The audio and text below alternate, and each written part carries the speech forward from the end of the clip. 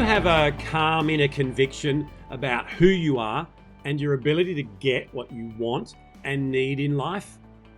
Or do you tend to live in a world of self-doubt? Hi, this is Grant Herbert, international influencer and sustainable performance coach, and today I want to continue our conversation around emotional intelligence beyond COVID-19 by talking to you and starting a conversation that we will have over the next few weeks about what I believe the number one critical competency, and that is personal power.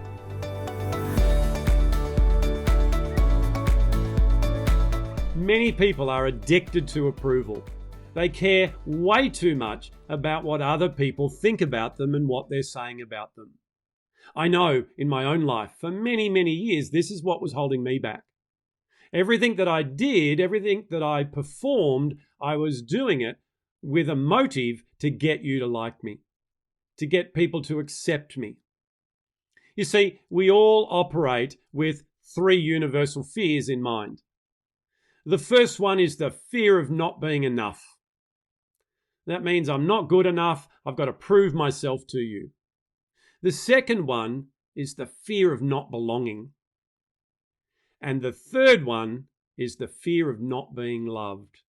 And whenever those fears are evident, whether or not they're imagined or real, a lot of times we will go into what I call the performance trap, where we will do everything possible to get people to think that we're good enough, to accept us and make us feel like we belong, and to like us and love us. And this is a major problem that erodes our personal power. I also see people with a very low self-confidence, where they look in the mirror and they're not happy with what they see. And I don't just mean physically. Their frame of reference from their past and from what's been said to them has eroded away that self-confidence, slowly chipping away at their authentic self, who they really are. And because of this, we become in a position where we're unable to set healthy boundaries, where we let people walk all over us, where we say yes way too easily.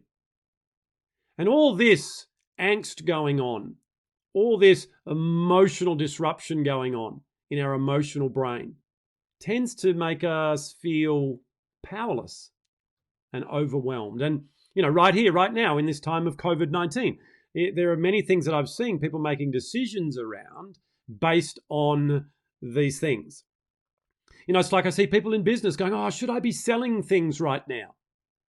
People are doing it tough right now. They're not getting their income that they were getting, and there's people getting sick, and there's people passing away, and they're making decisions in that emotion because they care that if I sell something, then people might think this about me. So it goes away from the logic that if I sell something, I might be able to help the economy, and I might be able to help people to develop and grow and, navigate this pandemic in a much more comfortable way. I know for myself, putting together this self-paced online course, which I'm doing and have done for this time of COVID-19, I had those thoughts. And I very quickly said, you know what? No, you're a leader in this field and you have a resource that's going to help people. And you need to keep feeding your children. It's funny that kids, they want to eat every day. So for me, I could make a logical decision because I was making a decision based on how I could serve rather than what people would think.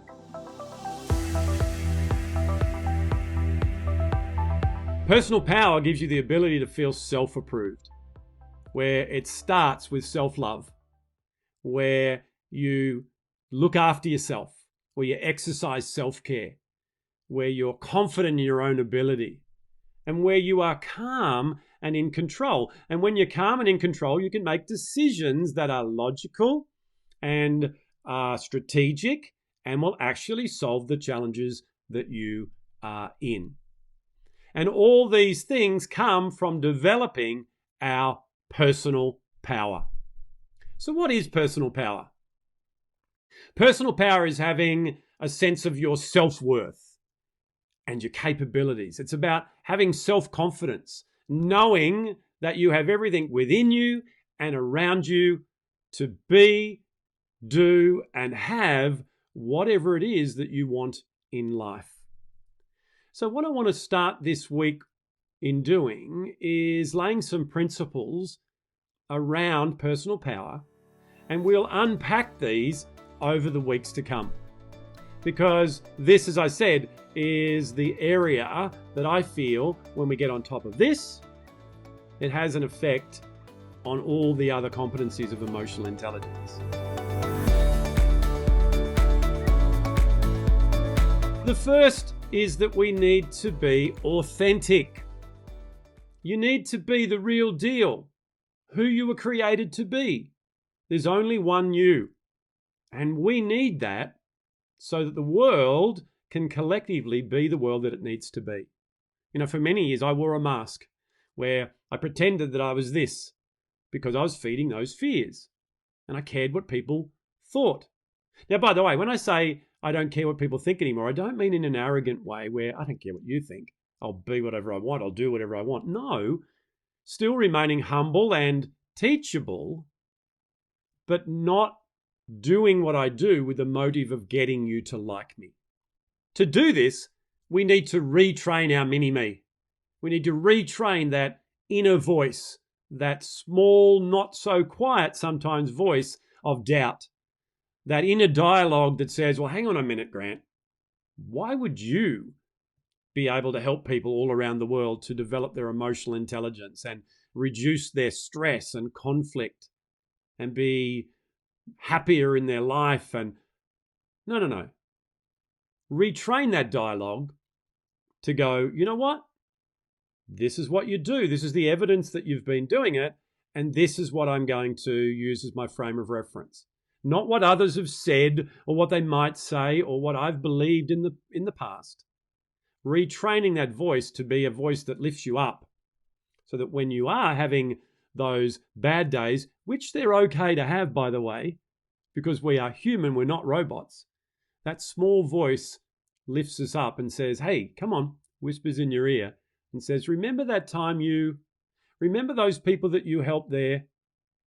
Remember what your kids said about you, whatever it is. So it gives you a different dialogue to build you up. The third thing to develop your personal power is that we need to be able to set and then keep boundaries. Boundaries around our priorities. Boundaries around what we believe is most important to us. Boundaries around our self-care. By the way, self-care is not selfish. Self-care says, I've got a balance of looking after myself so that I can take care of others. Being able to set boundaries around how we'll let people speak to us, how we'll let people behave around us. And then to be very particular around keeping those boundaries. Learning to say yes to our priorities and no to things that go outside our values, because we're not concerned about what people think. We're concerned about who we're supposed to be and what it is that we've been put on the earth to achieve. The next one is we need to move on quickly from things. I want you to imagine you're in a car right now and you're looking at a big piece of glass in the front of your car. It's called your windscreen. And then in the center of that screen, there is a little mirror, a smaller piece of glass. And that's your rear view mirror. What I want you to do is think about your journey, your life, with that in mind. So the rear vision mirror is just there to have a quick look every now and then to see what's behind. But the main focus is on the larger piece of glass, which is where we're going. Things happen in life. Situations come every single day in my life, just as they do in yours. People say things. You know, this morning I had someone on a webinar that I was on who attacked me. And it was crazy. But I moved on quickly from it because in the scheme of things, listening to that was going to stop me from doing what I need to do for you right now. So being more focused on where we're going rather than where we've been. And going back to where we've been for two reasons. One, to look at the things that we've done in our life that can give us evidence that we are able to do things. And two, to be able to look at things that we didn't quite get right so that it tells us what to do differently moving forward. And number 5, to be able to have a high level of personal power, we need to learn to speak your truth assertively. Not aggressively, assertively. When we know our priorities, when we know what's important to us, when we set boundaries around those things, we're able to then speak that to others with conviction. And if they ask us to do something that's outside that, we can go, you know what? No. Or we can say, hey, I'd love to do that. I just need to get some more information first before I make a decision. Or if somebody is treating us in a way that's not within our priorities and our boundaries, to be able to go, hey, when you do that, it makes me feel this way. And if you continue to do that, I'm going to do this. So speaking your truth assertively is going to allow you to navigate your life with a lot more happiness and fun, and you're going to be able to overcome roadblocks and continue to build up your identity and your personal power. So personal power, and you can probably tell by how excited I am going through this week, is the number one competency of emotional intelligence. That it underpins all the other 25 that I work with when I'm working with people. And it's a part of the self-awareness quadrant where we've got emotional self-awareness, accurate self-assessment, and personal power. If you're interested in developing your personal power, the online course that I've just put together takes you through exercises to do all those 5 things that we just talked about and gives you support and coaching so that you can get there. So that's it from me this week. What I'm going to do next week and beyond is I'm going to pull out elements of that overview that I just gave you, and we'll go deeper on some of those things so that you can develop a strong sense of self-worth, that you can feel good about yourself, be confident in your ability, and navigate through this pandemic and beyond with a high sense of personal power. I'll see you next week.